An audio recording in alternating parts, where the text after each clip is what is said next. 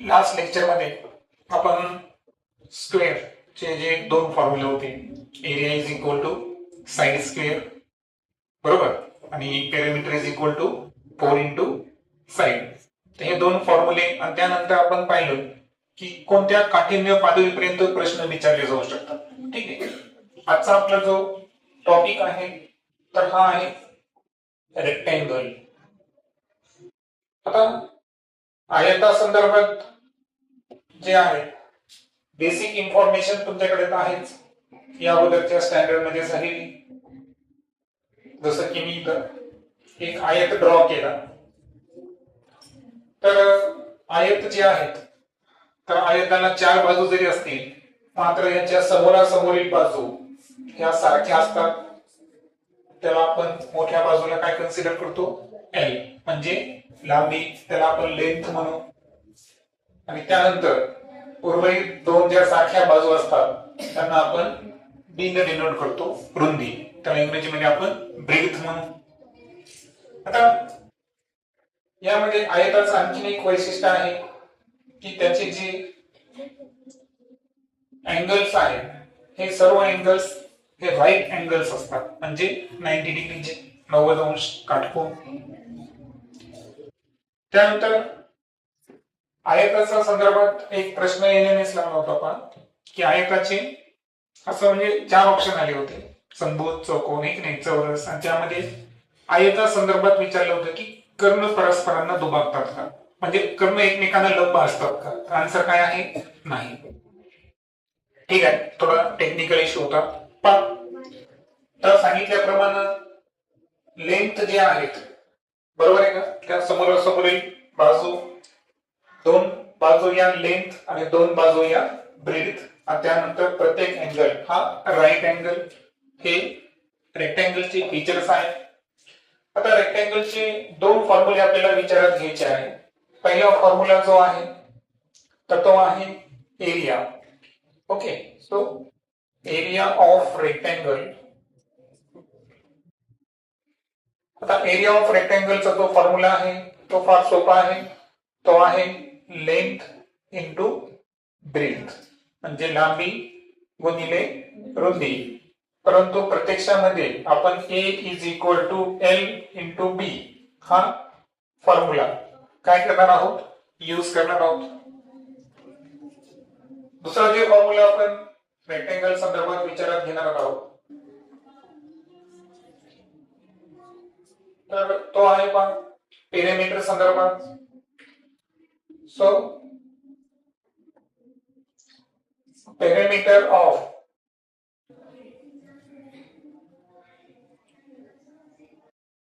Rectangle,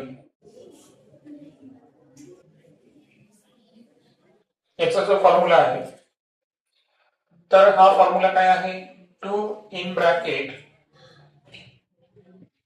length plus breadth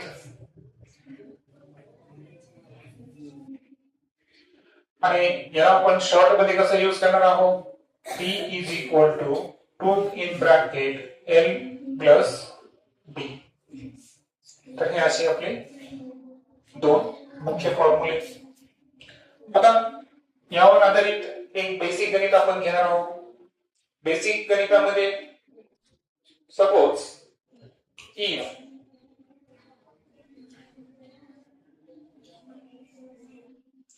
length of a rectangle is 15 centimeter and breadth is 12 centimeter. Calculate its perimeter and area. Shortcut घेतो मी perimeter आणि एरियाला. आता अशा प्रकारच्या basic गणितामध्ये तुम्हाला सर्वात अगोदर डाटा काढायचा आहे. तर रेक्टँगलचे दोन पॅरामीटर्स दिले तुम्हाला, एक आहे लेंथ आणि दुसरा आहे ब्रेथ. लेंथ किती दिली आहे 15 सेंटीमीटर आणि ब्रेथ किती दिली आहे 12 सेंटीमीटर. आणि सो एरिया ऑफ रेक्टँगल साठी शॉर्टकट फॉर्म्युला काय आपला एल इंटू बी. सॉरी डाटा नाही लिहिला आपण, डाटा लिहित जाऊ अगोदर. लेंथ किती दिली आहे 15 सेंटीमीटर, ब्रेथ 12 सेंटीमीटर. ओके, काय काढायचं आहे पॅरामीटर आणि एरिया ऑफ रेक्टँगल. सो अगोदर आपण रेक्टँगल काढू, रेक्टँगलचा एरिया काढू. सो एरिया ऑफ रेक्टँगलचा फॉर्म्युला काय आहे लेंथ इंटू ब्रेथ. आता हे इज इक्वल टू च्या खाली इज इक्वल टू यू द्यायचं आहे ना, थोडं सिस्टमॅटिक वाटतं. आणि लेंथ ती आहे 15 आणि ब्रेथ आहे 12. सो 15 12 जा 180 square centimeter, that is the area. Then we have to calculate the perimeters. Okay, परिमिती काढायची आपल्याला. पेरिमीटर साठी फॉर्म्युला आहे P is equal to 2 in bracket n plus b. So values put up करू. 2 in bracket n किती आहे 15, breadth 12. पदावलीच्या नियमाप्रमाणे अगोदर काय करणार आपण ऍडिशन. ते किती 27 and 27 टू जा 54 सेंटीमीटर. हे असे पेरिमीटर्स. तर हा झाला एक बेसिक प्रॉब्लेम. थोडीशी रेंज आपण या ठिकाणी इन्क्रीज करू. इन्क्रीज केल्यावर काय करू आपण if length and breadth of rectangular ground shape vertex ground are 36 meter and 30 meter respectively.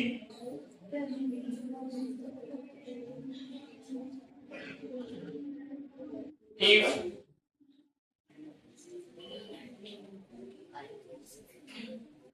a runner complete 5 rounds around border, how much distance he covered? आम्ही मुद्दाम जे आहे त्याला थोडंसं प्रॅक्टिकल गणित घेऊ आपण, ठीक नाही. आता गणिताचा अर्थ काय आहे की जे रेक्टँग्युलर आकाराचं ग्राउंड होतं तर त्याची लेंथ आहे 36 मीटर आणि ब्रेड्थ आहे 30 मीटर. रिस्पेक्टिव्हली याचा अर्थ पहिल्याच आहे दुसऱ्याच आहे ना, अनुक्रमे, बरोबर आहे ना. त्यानंतर जो रनर आहे त्यानं जी अराउंड द बॉर्डर म्हणजे कडेकडेला त्यानं रनिंग केली आणि किती राऊंड कंप्लीट केले 5 राऊंड्स कंप्लीट केले. How much distance he covered, मग त्यानं किती अंतर पार केलं. सर्वात टिपिकल प्रश्न इथं असा असेल तर सांगितल्याप्रमाणे या गणितामध्ये जो रनर आहे तो रेक्टँग्युलर ग्राउंडवर जो रन करायला तर त्या ठिकाणी जी लेंथ आहे ग्राउंडची ती आहे 36 मीटर. ब्रेड्थ अर्थातच जी रुंदी आहे ती आहे 30 मीटर. आणि नंबर ऑफ राऊंड्स म्हणजे एकूण किती फेरे काढले त्यासाठी आपण कॅपिटल एन विचारात घेऊ. ते किती आहे 5. आणि त्यानंतर how much distance he cover म्हणजे किती अंतर पार करेल. तर मग प्रश्न असा आहे की यामध्ये एरिया काढायचा आहे का पेरिमीटर फाइंड करायचा आहे. आन्सर काय असेल पेरिमीटर. कारण तो रन कुठं करायला ऍक्च्युअल बॉर्डरवर, बरोबर आहे का. आणि आपल्याला माहित आहे की सर्व बाजूंची जर आपण बेरीज केली तर अशा वेळेस काय विचारात घेतो आपण परिमिती विचारात घेतो. आणि दॅट्स व्हाय या गणितामध्ये कुठेही एरिया फाइंड करायचा नाहीये. इथं आपल्याला पेरिमीटर फाइंड करायचे आहे. आता पेरिमीटरचा जो फॉर्म्युला आहे तो आहे 2 in bracket L plus B. 2 in bracket length आहे 36 आणि ब्रीथ आहे 30. देन 2 इंटू दोघांचे ऍडिशन किती होईल 66 आणि मल्टिप्लिकेशन जर केलं तर आन्सर किती येईल 132 आणि ऍक्च्युअल हे कशामध्ये आहे मीटर मध्ये आहे. आता 1 पेरीमीटर म्हणजे काय 1 राऊंड बरोबर आहे का. मग त्या रनरचं जर आपल्याला काय करायचं असेल टोटल डिस्टन्स काढायचं असेल है ना total distance covered bye runner की रनरनं एकूण किती अंतर पार केलं तर हे काढताना आपल्याला काय करावं लागेल जे यन आहे त्याला टी न काय करावं लागेल मल्टिप्लाय. म्हणजे काही वेळेस कसं आहे आपल्याला वाक्याच्या रचनेनुसार काय करावं लागतं सूत्र तयार करावं लागतं. तिथं सूत्र झालं एन इंटू टी. एन किती राऊंड झाले 5. पेरीमीटर किती आहे 132. 32 5 160 बरोबर.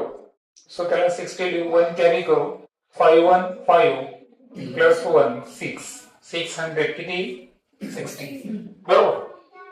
सो 5 2 जा 10 5 3 जा 15 16 5 म्हणजे मी काय केलं लक्षात आलं तुम्हाला 32 डायरेक्ट मल्टिप्लाय केलं 5 ला कारण 32 ला 5 ने मल्टिप्लाय करायचं म्हणजे 320 ची हाफ 160 1 कॅरी केला 5 1 जा 5 6 करेक्ट. तर एवढं डिस्टन्स त्याने काय केलं या ठिकाणी ट्रॅव्हल केलं. आता अशा गणितामध्ये आणखीन एक मॅक्झिमम काय विचारलं जाऊ शकतं बरं की याच्या बाजूला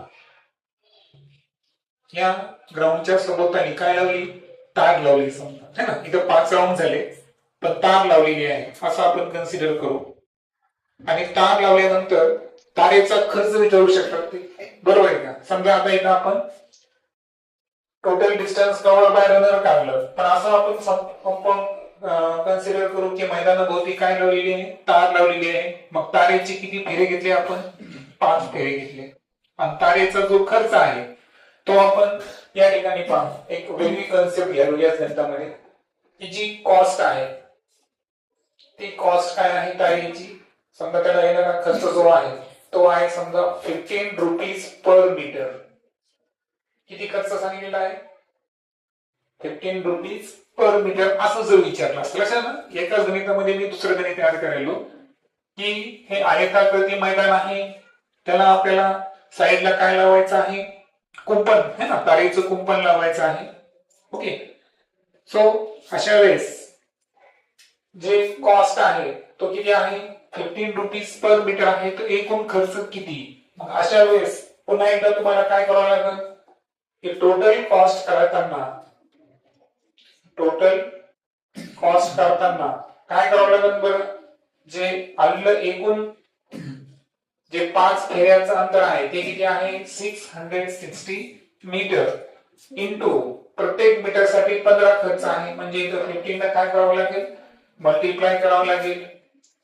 त्यानंतर 15 0 0 15 6 जा 90 15 6 जा 90 प्लस 9 किती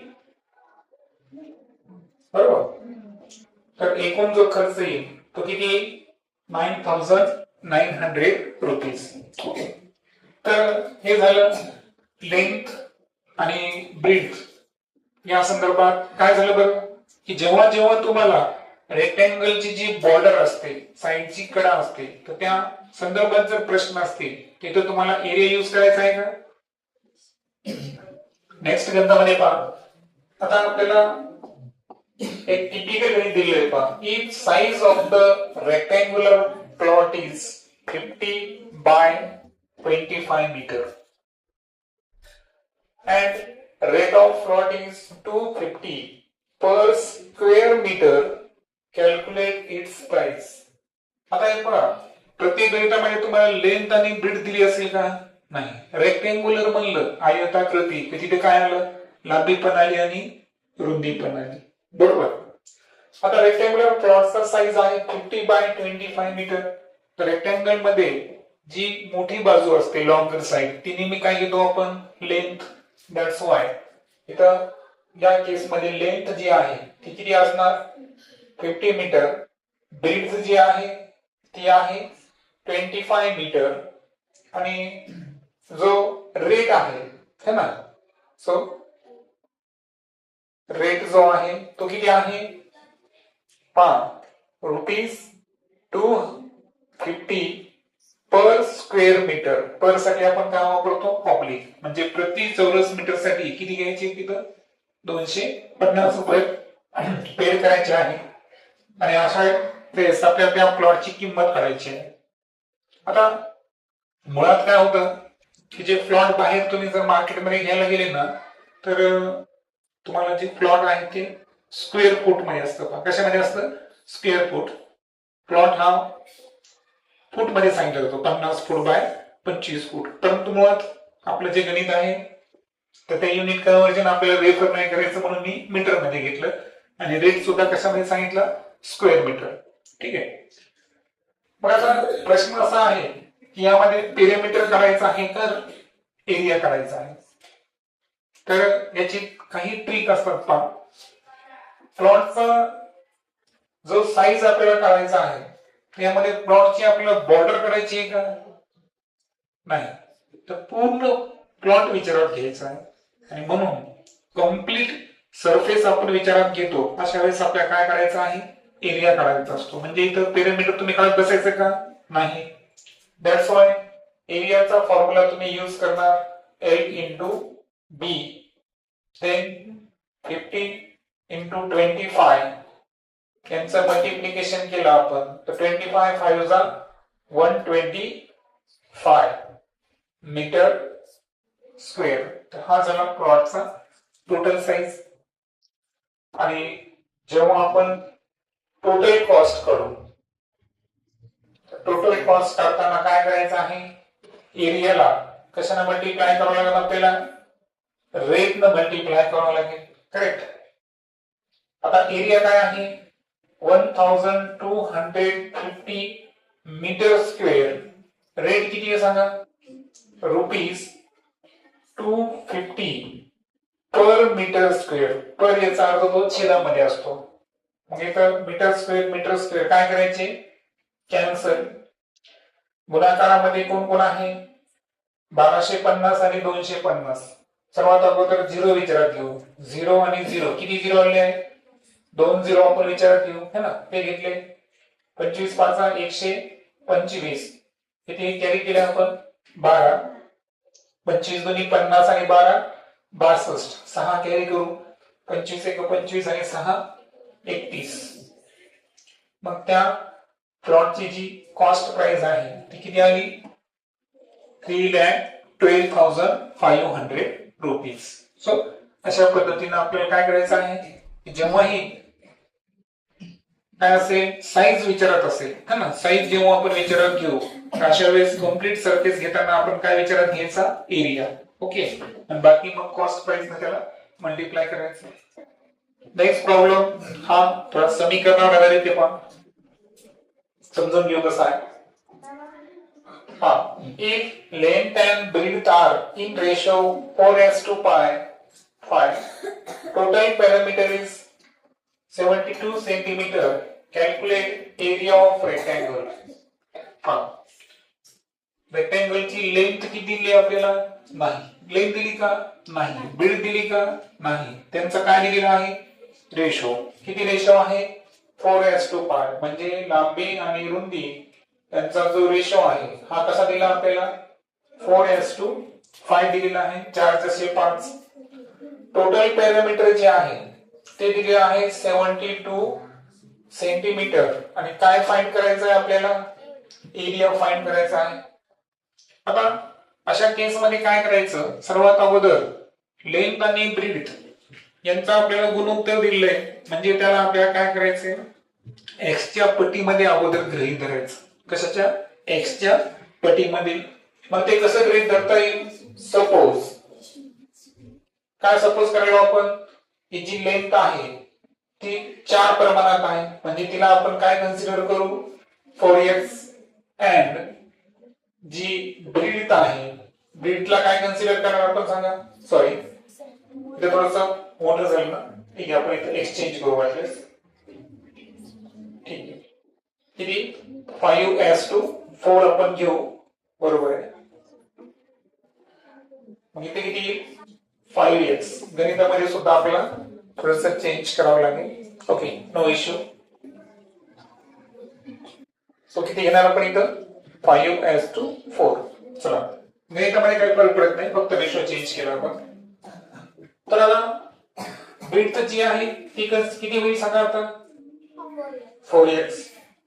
मग आता पॅरामीटर दिलेला आहे, एरिया काढायचा आहे. मग मला सांगा अगोदर काय पॅरामीटरवरून काय काढावं लागेल आपल्याला, लेंथ आणि ब्रीथ काढावं लागेल आणि त्याच्यानंतरच आपण काय कॅल्क्युलेट करू शकतो, एरिया. सो अगोदर आपण पॅरामीटरचं सूत्र वापरू, है ना, वाटलं तिथं लिहायचं. नाव पॅरामीटरचं सूत्र काय सांगा, 2 in bracket L plus B. किती आहे parameter 72 is equal to 2 in bracket L किती घेतले आपण कन्सिडर 5x. ब्रीथ किती आहे 4x. 72 is equal to 2 into 4x plus 5x किती होईल 9x. मग आता मला सांगा 2 मल्टिप्लाय अपोजिट साइडला गेल्यावर काय होतील, डिवाइड मध्ये जातील. किंवा ठीक आहे, आपण हे पण करू शकतो की 72 इज इक्वल टू 9 टू जा 18x. आणि यावरून x ची किंमत जर करायची असेल तर 72 ला आपण 18 ने डिवाइड करणार, किती 18 4 जा 72. सो x ची व्हॅल्यू किती आहे आपली 4. आताशी फक्त x ची व्हॅल्यू आली, x ही पट आहे आपली, काय आहे पट, किंवा त्याला टाइम्स म्हणू आपण. आता यामध्ये आपल्याला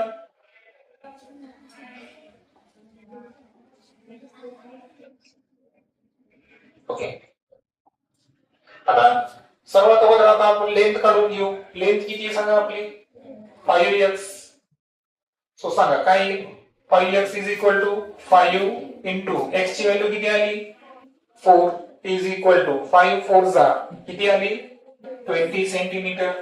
त्यानंतर काय करायचे आहे, ब्रीथ ती किती आहे आपल्याकडे 4x कन्सिडर केलं होतं आपण.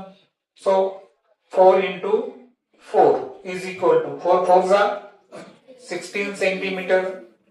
नाव आता आपल्याला काय फाइंड करायचं आहे एरिया. सो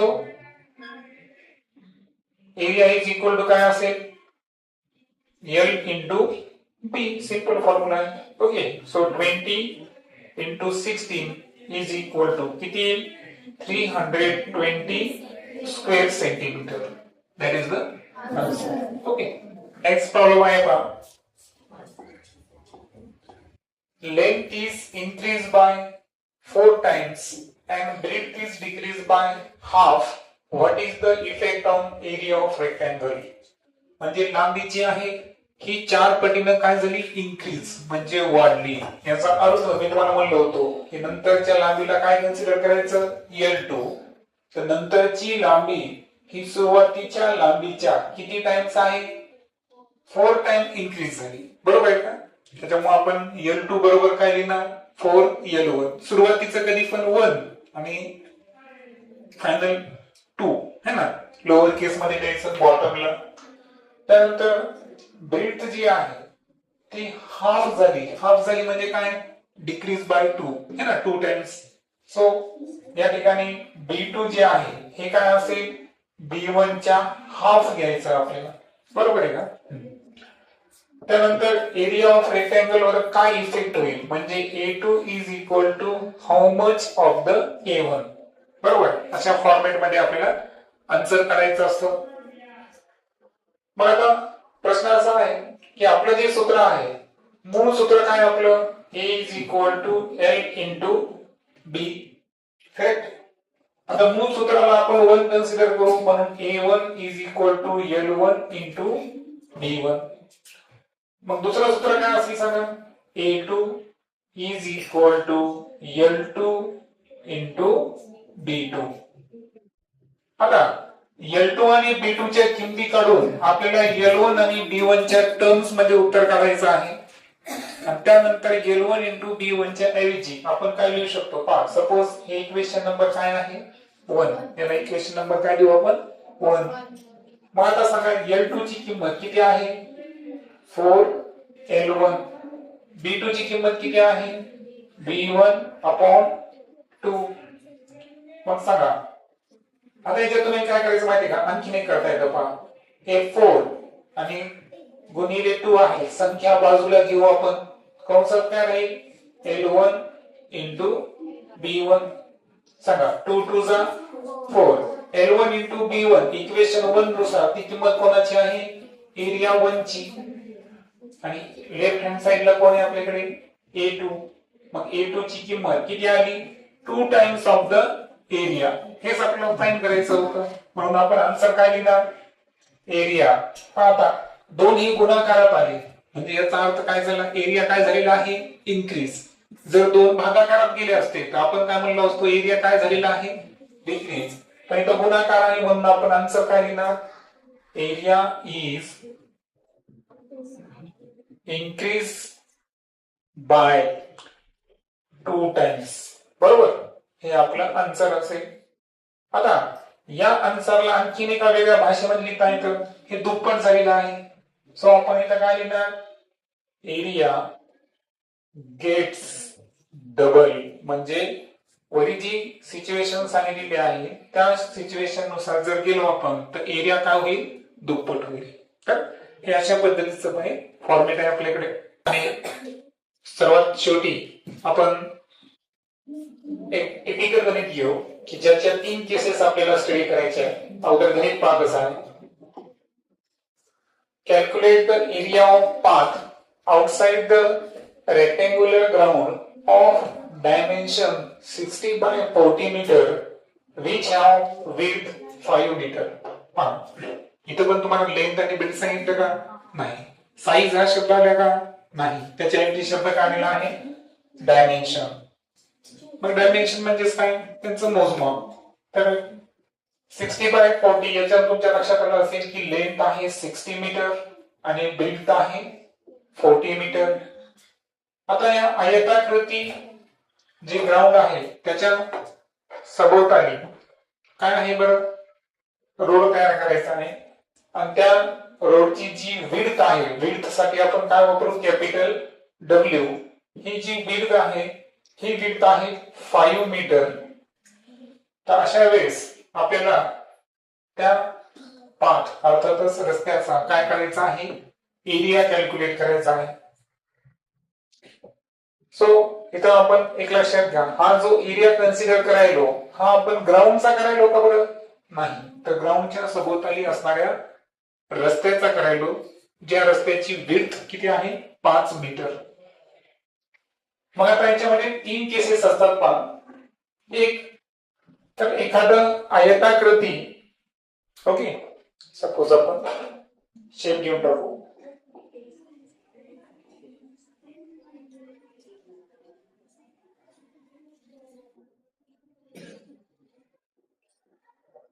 तर पण आपण हा एक आयत घेतला, त्यानंतर हा दुसरा आयत घेतला आणि त्यानंतर हा तिसरा आयत घेतला. ओके, आता या आयतामध्ये जो रस्ता तयार करायचा आहे त्याचे वेगवेगळे केसेस आहेत पहा. जसं की पहिल्या केस मध्ये इथं जो आपल्याला रस्ता तयार करायचा आहे तर हा कुठं तयार करलो बरं आपण आउटसाइड. कुठं तयार करायलो आउटसाइड, बाहेरून रस्ता तयार करायलो. दुसरी जी केस आहे त्या केस मध्ये जो रस्ता तयार करायचा आहे तो कुठं आहे इनसाइड. आणि तिसरी जी केस आहे तर यामध्ये जो रस्ता आहे ना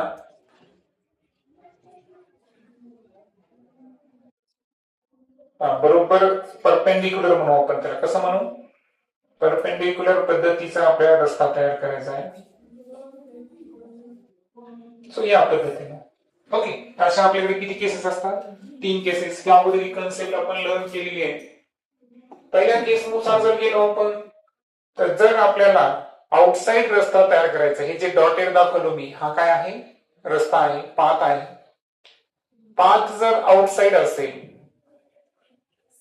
तर अशा वेळेस एरिया ऑफ पाथ करायचा फॉर्म्युला आहे 2W in bracket L plus B plus 2W. Okay. Second case मध्ये जो रस्ता आहे तो कुठे आहे? गार्डनच्या रेक्टँग्युलर पाथच्या कुठे आहे? आतमध्ये आहे. आतमध्ये जर रस्ता असेल तर एरिया ऑफ पाथ पहा. दुसरी केस काय सांगितली मी? पहा, पहिली केस सांगितली मी आउटसाइड, दुसरी केस बी घेऊ आपण. तर रेक्टँग्युलर जो रस्ता आहे तो आपल्याला रेक्टँग्युलरच्या पुढे तयार करायचा आहे, इनसाइड तयार करायचा आहे. इनसाइड तयार करत असताना 2W in bracket L plus B minus 2W हे सूत्र आपण युटिलाइज करायचं. ओके. आणि तिसऱ्या केस मध्ये रस्ता जो आहे हा परपेंडिक्युलर फॉर्म मध्ये जर तयार करायचा असेल, दोन्ही साइडला लंब असताना जर आपण रस्ता तयार केला तर ही किती केस आहे आपली? तिसऱ्या क्रमांकाची म्हणजे सी क्रमांकाची. आणि अशा केस मध्ये एरिया फाइंड करायचा असेल, एरिया ऑफ पाथ, तर त्याचा फॉर्म्युला आहे W in bracket L plus B minus W. Okay. असे हे तीन सूत्र. आता आपल्या जे मूळ गणिताकडे येऊ. आपल्याला जो रस्ता तयार करायचा आहे हा कुठे तयार करायचा आहे? ग्राउंडच्या आउटसाइड. मग फॉर्म्युला ए बी आणि सी यामधला कोणता फॉर्म्युला आपण युटिलाइज करणार? तर ज्या अर्थी इथं आउटसाइड दिलेला आहे तर फॉर्म्युला नंबर कोणता वापरणार आपण? ए. सो ए फॉर्म्युला काय सांगा? Area of path is equal to 2W in bracket L plus B plus 2W. So किती सांगा? 2 इंटू किती आहे? 5 इन ब्रॅकेट लेंथ किती आहे? 60 प्लस 40 प्लस 2 इंटू 5. 2 5 जा 10. 60 प्लस 40 100. 5 2 जा 10. 10 इंटू 100 प्लस 10 किती झाले? 110. 2 0 ऍज इट इज. 11 1 जा 11. आणि सो एरिया जो असेल तर तो या ठिकाणी किती येईल? या ठिकाणी 1100 मीटर स्क्वेअर. ओके. तर अशा पद्धतीनं या तिन्ही सूत्राला आपण युटिलाइज करायचं. तिथे आपलं वन शॉट मध्ये रेक्टेंगल संदर्भात जे काही प्रोबेबल है ना, प्रोबेबिलिटी ज्या ज्या गणिताची होती ते सगळे गणित आपण इथं लर्न केले.